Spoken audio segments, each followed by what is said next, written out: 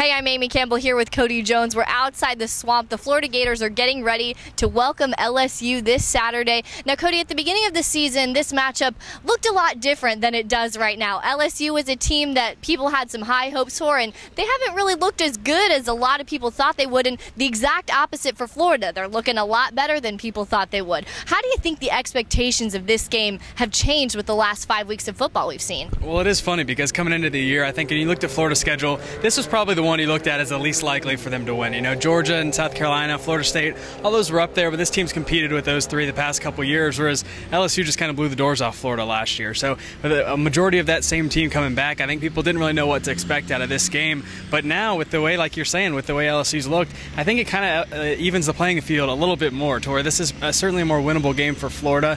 And now I think it kind of comes out of a little bit more as a statement game, where LSU's this number 3, number 4 ranked team in the country in the two polls, and now Florida's coming in feeling like they have to prove themselves a little bit, and they certainly have a better opportunity than it looked like coming into the year. Now, we hear all the time that the SEC is a line of scrimmage league, and it seems like this game it's going to be more so than ever. I think one of the biggest matchups that has been talked about this week is this really nasty LSU defensive line matching up against Florida's offensive line. What do you think that's going to look like? Well, it's kind of funny because this Florida offensive line has talked all the improvement. Everybody said since the spring this is the best unit on the offense. A lot of questions about that. They've looked improved through the first 4 games, but I think people are still kind of waiting for this one. This is their first big test and their chance to put themselves on the national picture. I don't think there's any doubt this will be one of their biggest, I would say probably their biggest test of the year, with probably 2 first-rounders on the ends for LSU.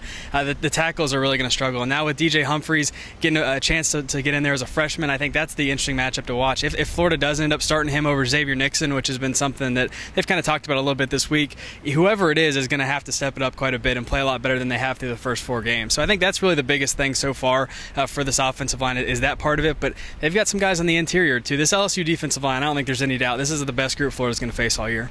And Florida on their defense has Jelani Jenkins back, but they're facing a very tough LSU offense with a power run game, 3 stud running backs. What do the Gators need to do to stop these guys? Well, this is the biggest challenge for the defensive line as well. It's kind of funny too because you look back at last year, LSU and Alabama, these 2 power run teams really did whatever they wanted to Florida. They were able to run the ball at will and hold the ball pretty much as long as they wanted to. So the Florida defense has heard a lot about that. They remember a lot from last year's game, and they know that was a huge challenge, and that's going to be the focal point of this game. They're going to have to stop the run. That's really the bottom line in this whole game. If they don't do that, LSU is going to pretty much be able to name their score. But I think you've seen an improved defense in the first couple of weeks that gives a lot of people the opinion that Florida can stop the run, at least a little bit better than last year. Try to create some 3rd and long situations, make Zach Mettenberger throw the ball a little bit more. We look at both of these teams, both quarterbacks, Jeff Driscoll and Zach Mettenberger, have almost the same amount of collegiate experience leading their offenses. What do you think that's going to look like? Who's got to step up? Well, it is really interesting, too, because both these teams want to do the same thing on offense. They both want to run the ball and be really successful there.